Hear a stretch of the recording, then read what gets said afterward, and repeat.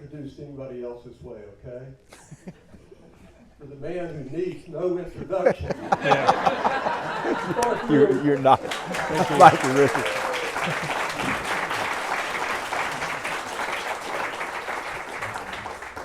I'll say this about Sparky. Sparky's the only man I know that has 5,000 Facebook friends and knows all of them personally and remembers their name when he sees them. Remembering the name, that's fake, okay? Oh, wait a minute. You're going to tell me there was no Santa Claus. I have a reputation for remembering everybody's name. Right. And that's burdensome sometimes.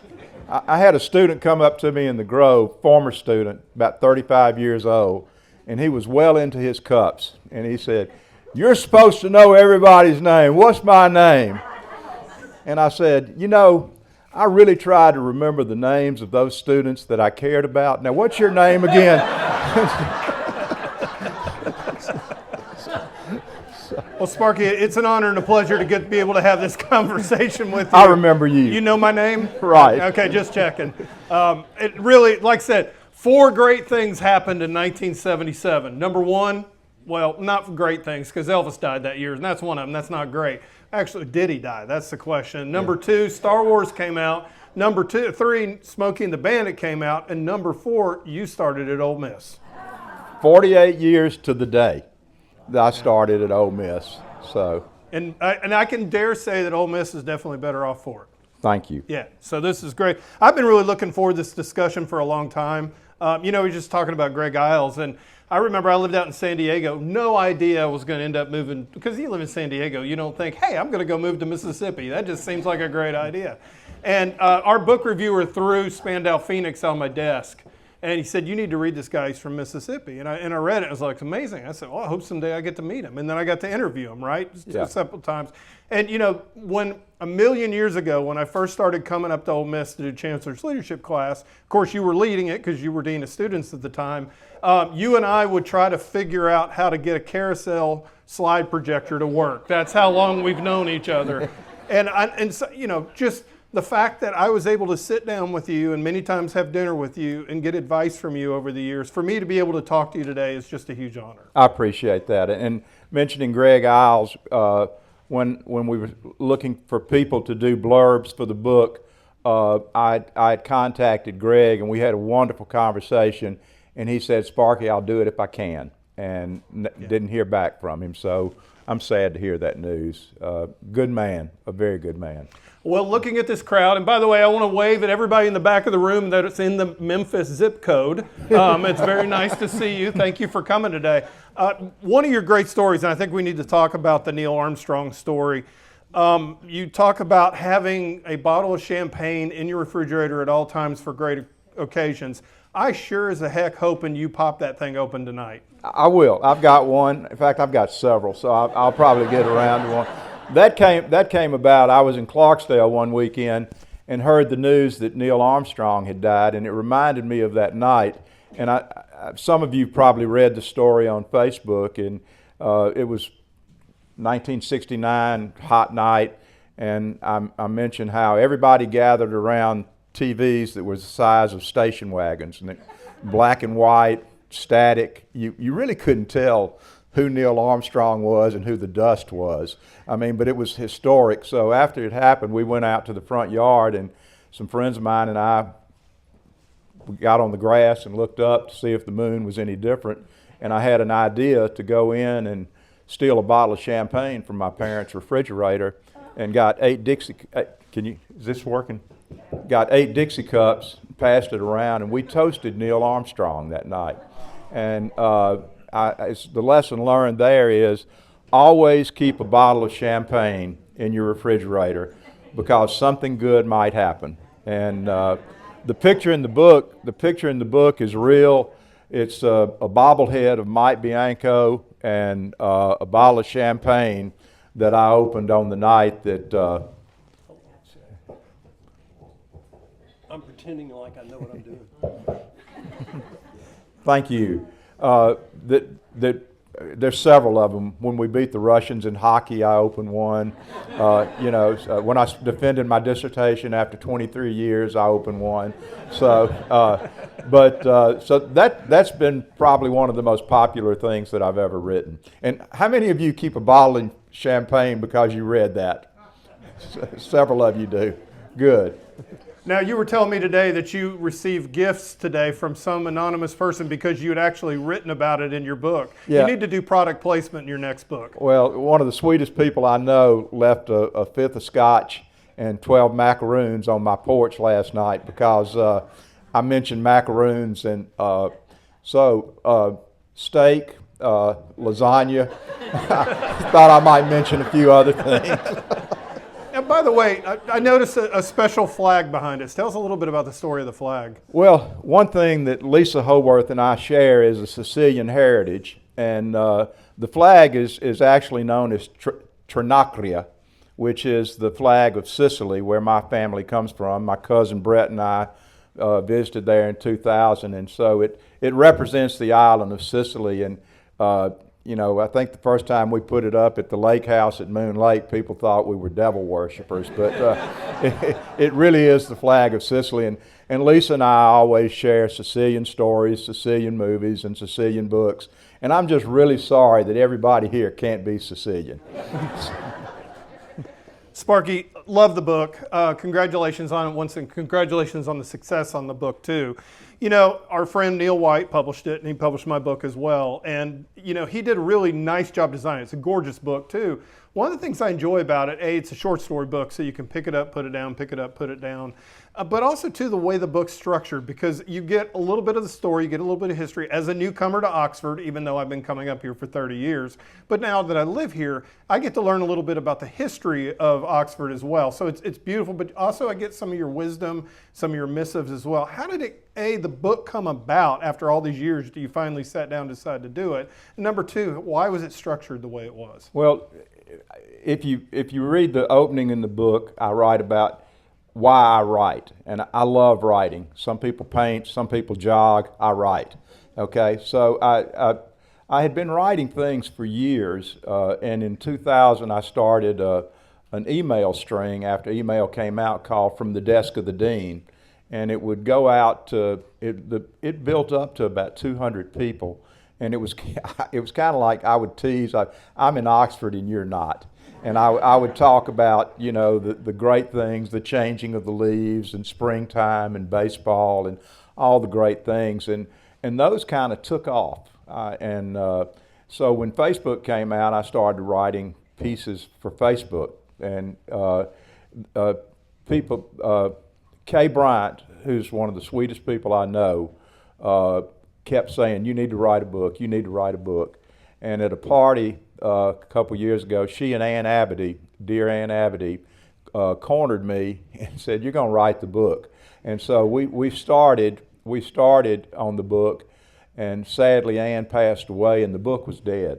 Went over to Clarksdale. Neil's writing a wonderful book that's going to be pretty interesting about a family in Clarksdale, and he asked me to ride with him. I think he wanted me to help him navigate not only the traveling and where to go, but also navigate Delta society, which is unnavigable. So we rode, and we on the way back, he said, how's your book coming? And this was in October of 24. And I said, well, I don't think it's going to happen. And he said, why not? And I told him, and he said, let's do it. And so we signed a contract in February, and Neil is wonderful. One story about Neil. In the book, I talk about how I worked. People would ask me, what do you do?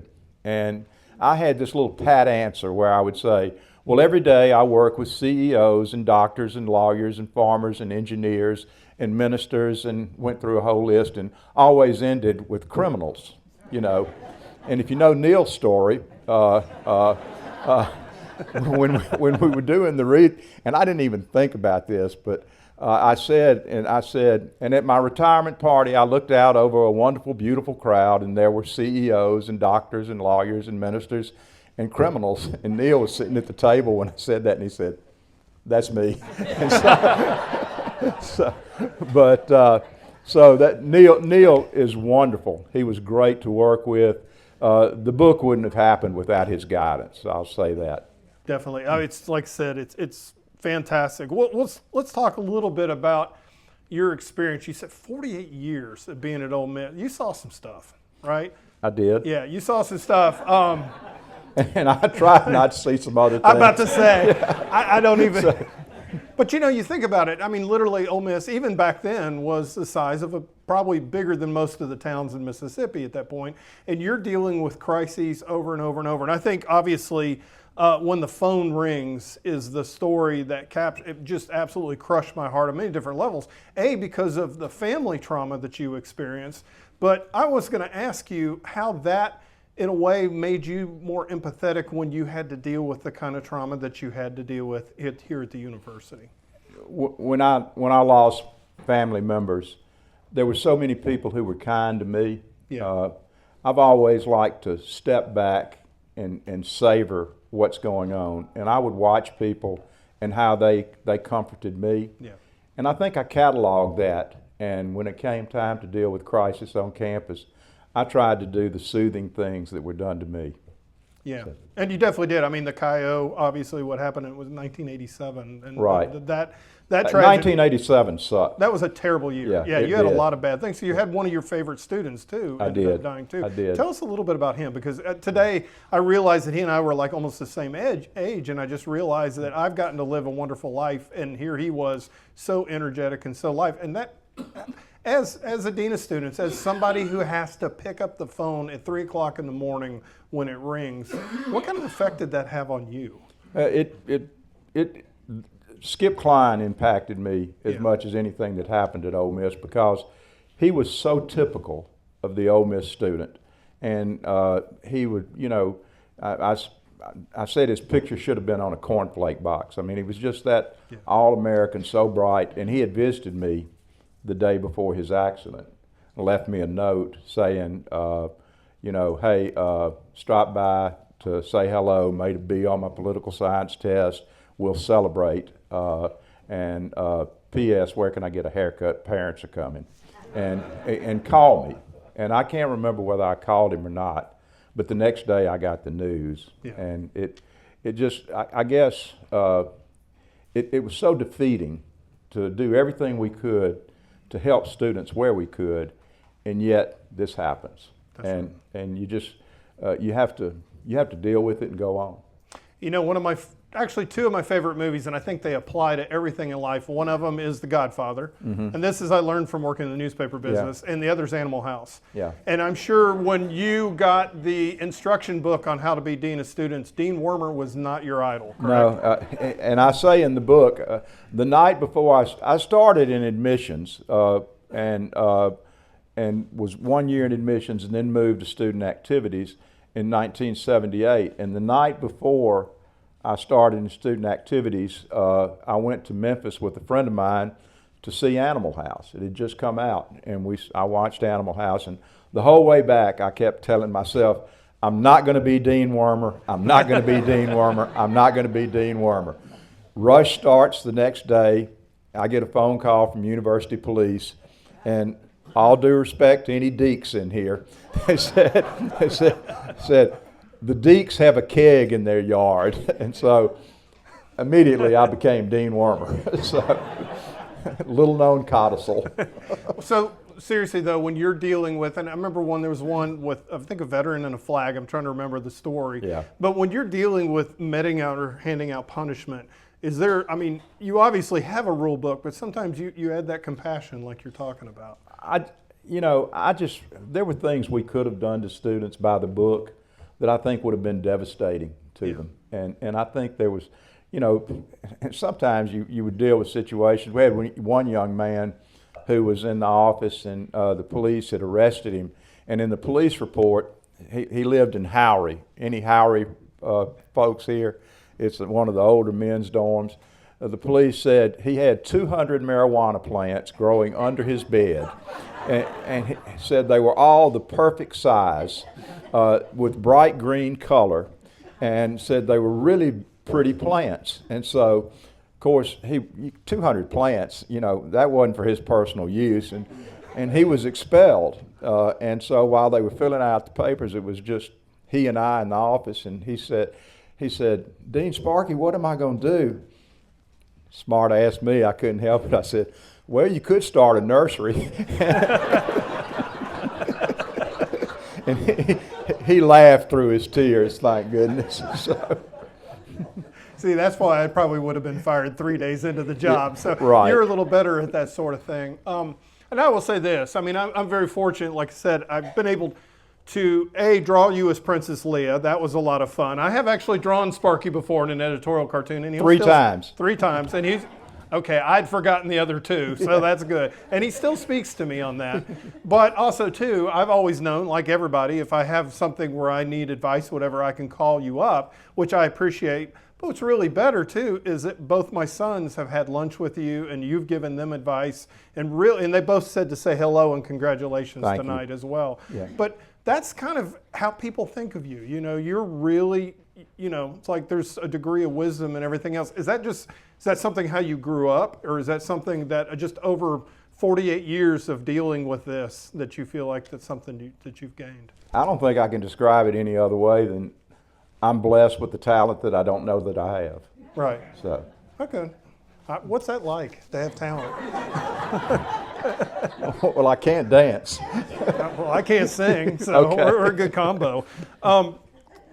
One of my favorite stories on it's, the lightning in a bottle, especially considering I just moved here, right? I mean, it took me 25 years to figure out which exit on the square would get me where. I'm like, great, I'm going to Jackson Avenue, North Lamar. I never could figure that out. And I mean, literally the first week I was here, I got stuck on Molly Bar in the roundabout. So, it takes a little bit of a while, but your book really, that story talks about the 4 pillars of Oxford. One of them happens to be sitting in this room, by the way. Right. But tell us a little bit about that, because I love that. I mean, because like I said, I met Ronzo while you and I were having lunch. Yeah. So, I mean, I've gotten to meet some of the royalty here in the town over the years, but it really did kind of give me a very quick catch up. Well, what I tried to do in that is to bring up some things that young alums especially would remember about Oxford. And I talk about how out here, just in front of this building, on any given night, Jerry Lee will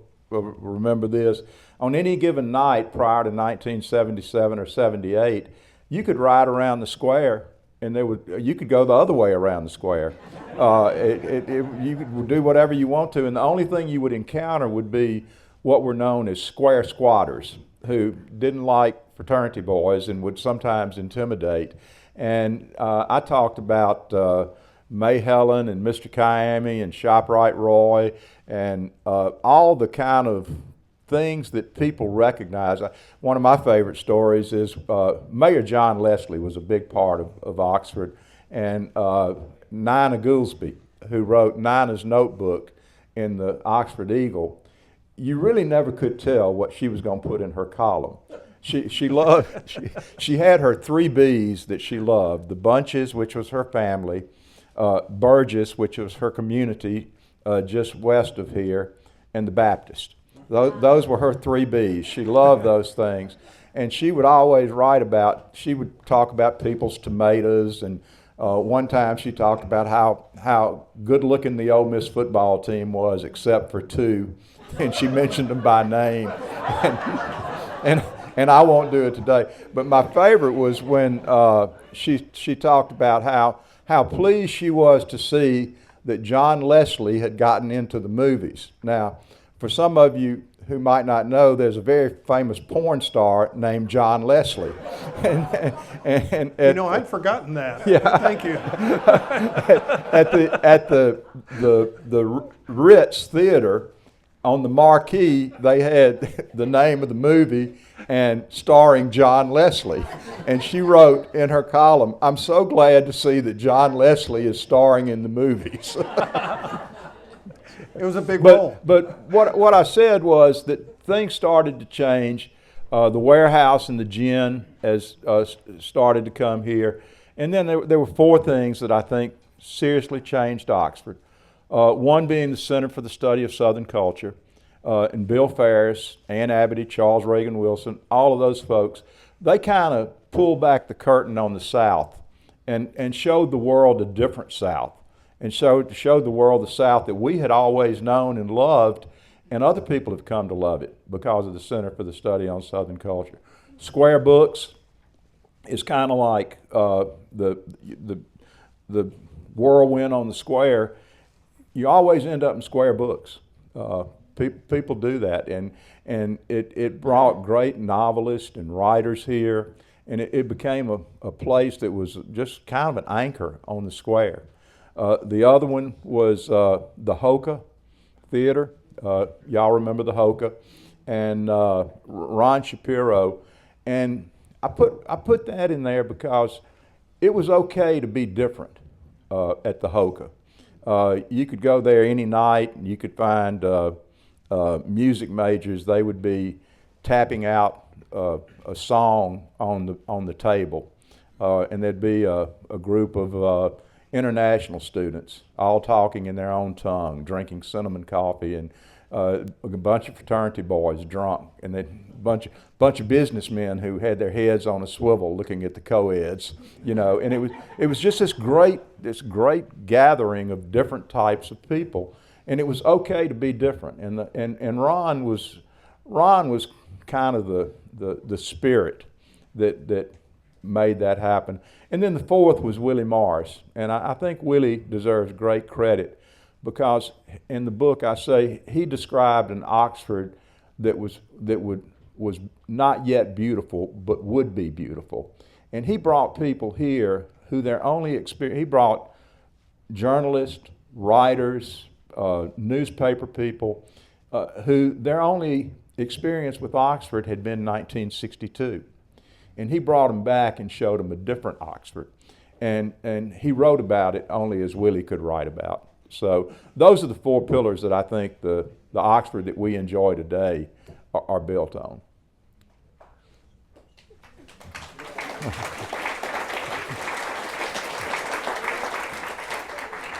Speaking of Willie Morris, which by the way, I only got to meet him a couple times. Willie could make you feel 10 feet tall. He just had a superpower when it came to people.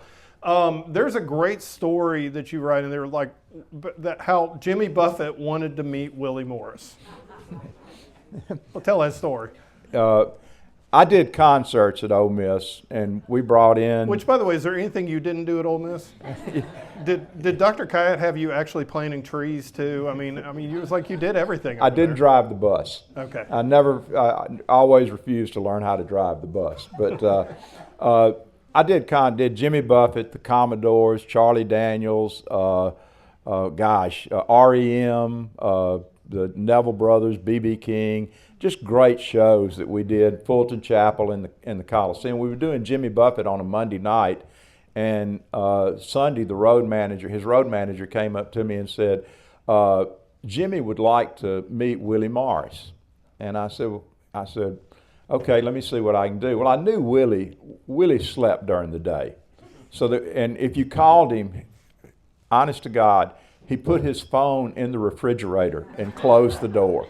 And so I knew it wouldn't do any good to call. So I went over to his house, and he was up writing. And I said, Willie, Jimmy Buffett wants to meet you. And he said, who is Jimmy Buffet? He called him Jimmy Buffet. And so I told him, and he said, well, let's go to dinner at the Sizzler. Willie loved the Sizzler, which is out on Highway 6 East. And so we arranged it. Willie comes with a bottle of Vola by Volacella. That was his favorite wine. And Jimmy Buffett shows up with a handle of Jim Beam. And so I take him out to the Sizzler, and the Sunday night church crowd is just leaving, thank goodness, as we sit down. And they started telling stories. You can imagine the two of them, Jimmy Buffett and his voice.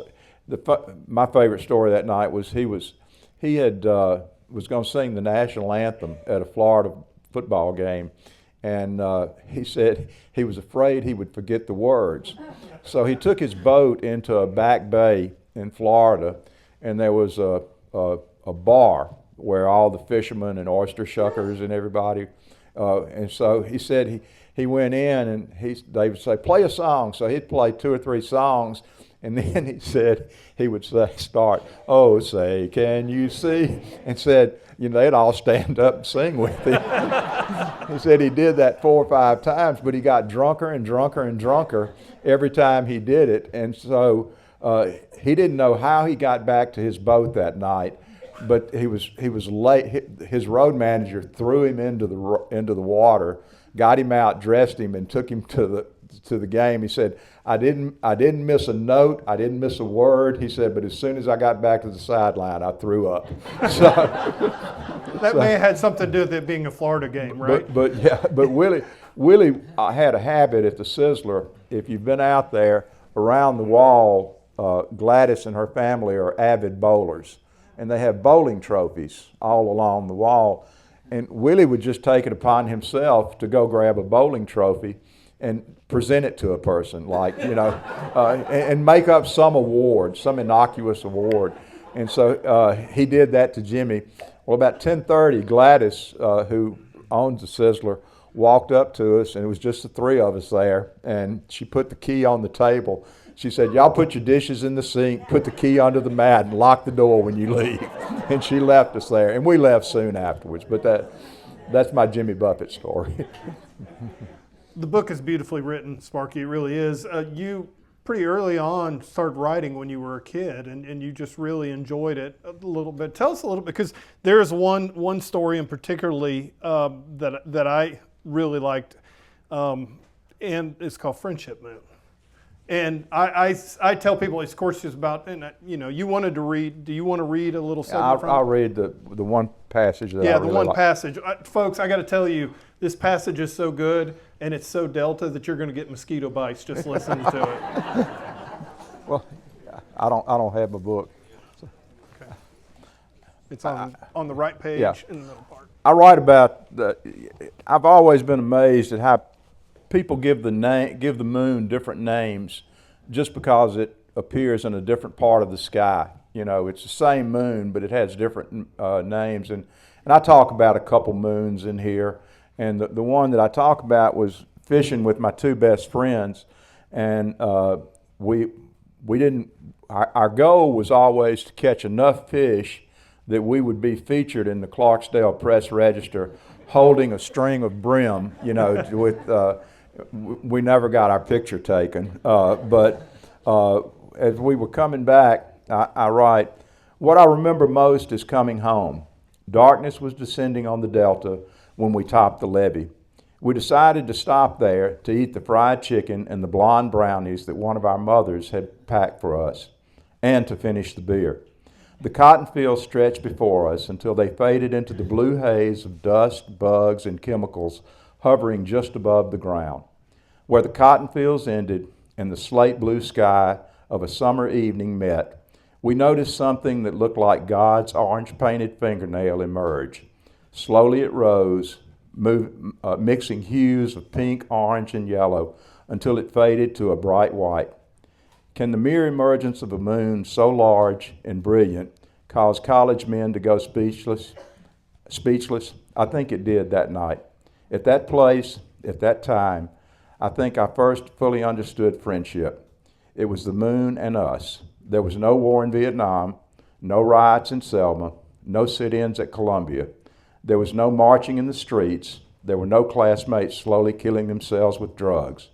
On Sunday, when the whatever they call it moon rises in the east, I plan to be there to watch it. If it's right, I will call it the friendship moon. And through the lenses of memory, it will be the only light that I will see. So.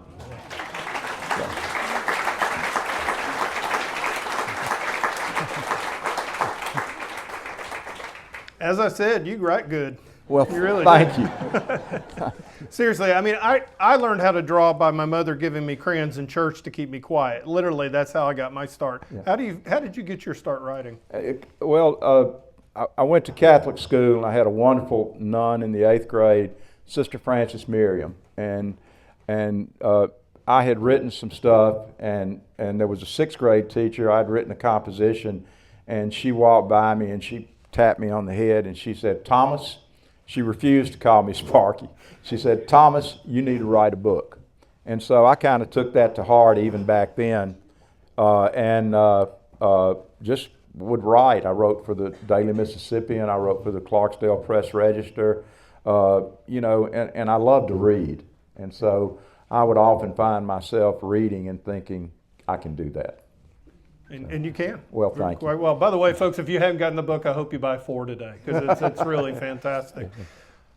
Any other thoughts? I mean, I don't know how we're doing on time, but I just wanted, we're doing okay, good. Yeah.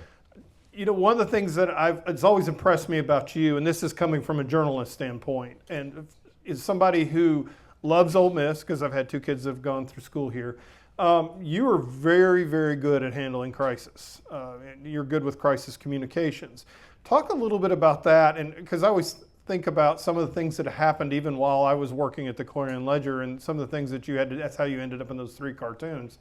Talk a little bit about the process when, like, a lot of it involves freedom of speech and so forth, but talk about some of the issues that you've had to deal with over the years. Well, a lot of issues I had to deal with were, car wrecks, those kind of things. But then you had like the ice storm of '94. Right. And I write in the book about that when we played LSU in basketball that night, and I didn't go because I'd worked late. I went home, and I started seeing stuff on the news. Dave Brown was saying, this is really going to be bad. And then I started hearing the pellets hit the house. Well, Gerald Turner was out of town. My boss was out of town. So I called the chancellor's office and got Leon King, who was the secretary, and I said, Leon, this is really going to get bad. And she said, well, I know where the chancellor is. So she called the chancellor, and the chancellor called me, and he said, okay, we're gonna shut it down. We're gonna close the university. We'll get Ed Meek to send out a press release, and we'll get it on the news and everything. And he said, what about the students? I said, well, we can get the word out in the residence halls, and I can get the word out in the fraternity and sorority houses. And he said, well, what about the students who live off campus? I thought for a minute. I said, I'll take care of that. So I called the gin, and I called the warehouse. And I said, could you get the band to announce that the university, tell them Sparky said the university's closed tomorrow. And so a lot of handling crisis was just thinking on your feet. You know, you just had to do that. Weather crises, we had a measles scare one year. We dealt with the Y2K. We dealt with all these things. The earthquake scare. I mean, we had earthquake kits in our office with batteries and everything that were going to protect us. But you had to be ready. And Jim Zook knows this. You just have to tell the best thing you can, and you got to be careful about what you say. You give all the information you can without giving too much. I think one of the things that I loved, and there was a group that came on campus that, obviously they were kind of like a fart in an elevator. You couldn't get away from it, but they were pretty bad to be around. Yeah. And you figured out a way to make sure that they maintained to have their First Amendment rights, but you didn't put them front and center. You kind of parked them off in a separate part of campus. I had some great colleagues, Andy Mullins, Lee Tyner, Calvin Sellers, people who worked at the university with me. And whenever we would have a speaker who we didn't really want to be featured, we would put them in a place that could not be identified as Ole Miss. Yeah. We never allowed people to be photographed in front of the Lyceum. And when the Ku Klux Klan came, we put them on the steps of Fulton Chapel. Now, Fulton Chapel is a wonderful building. It's historic, but the front of it is pretty bland, and there was a natural hedge there, and so we allowed them to have their time. One of the things that we always did was we encouraged our students, if they wanted to counter-protest, to organize a counter-protest. Many times we got better publicity from the event because our students counter-protested. One story about the Ku Klux Klan is in the book, and we got there at 9:30, LSU game, and so I'm meeting with them on the porch of Fulton Chapel, and maybe I'll be in trouble for this, but KKK is pretty pitiful. I mean, they were so scared. The little guy that was in charge, his hand was shaking. But he had this guy behind him who had a rebel flag do-rag on his head, cut off denim jacket, big tattoos, earring. And I said, well, how many people are y'all going to have here? And the little guy said, well, we're going to have 12 up here on the stage. I said, okay. And then the big guy chimed in and said, but we're going to have 400 out there in the audience. And the smart ass in me just came out. I said, I'm calling bullshit on that. and later on on the Ku Klux Klan website, they said they were cursed by the dean of students, which I wear as a badge of honor until this day.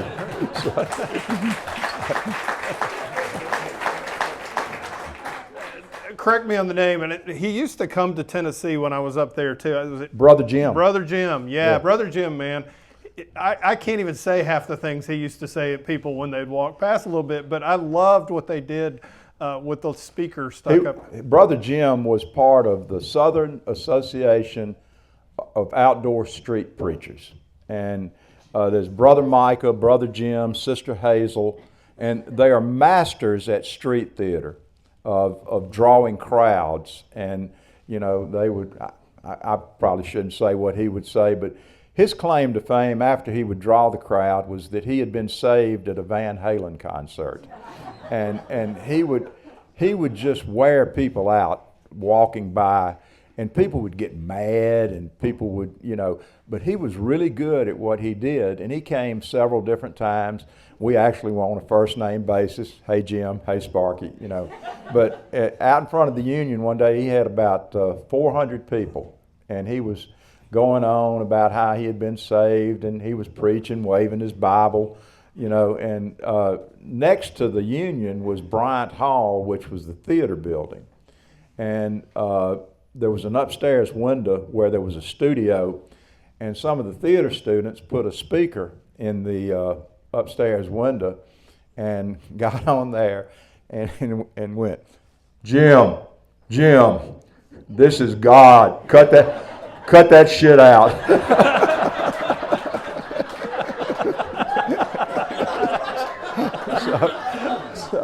But actually, Jim, I got an email from Jim when I retired, which was really? Yeah, which was kind of fun. So. Yeah, he was entertaining. So now that I know he was saved at a Van Halen concert, it was probably Sammy, not Dave. Yeah, that makes all the sense in the world. Looking back, as we start to wrap up, I think one of the things that I love that you do every year is you give advice to the freshmen. This year's advice will come out this Sunday, so I'm previewing it. You're putting the pressure on me. I'm putting a little pressure on you. I want a little tease. I want a little taste here a little bit. This is a tough world. It seems like if you're that age and you're coming out of it, I know my two boys came out into it, and they're kind of like, okay, where do we go? But kind of give us a little bit of a hint of what advice you're going to give this year. I think one of the things that I learned to do a long time ago is to not let life happen without looking at it. And there have been times in my life, whether it be a family event, a party, or some celebration, that I've actually stepped away and watched it and kind of relish it and think about it. I think I'm going to tell the freshmen this year, they just need to step back and savor. And don't let it get by without looking at it. I think that's very good advice for everybody in the audience as well. Thank you. Everybody give it up for Sparky Reardon. Thank y'all for being here. Hang on. I want to get y'all a picture. Everybody say cheese. There we go.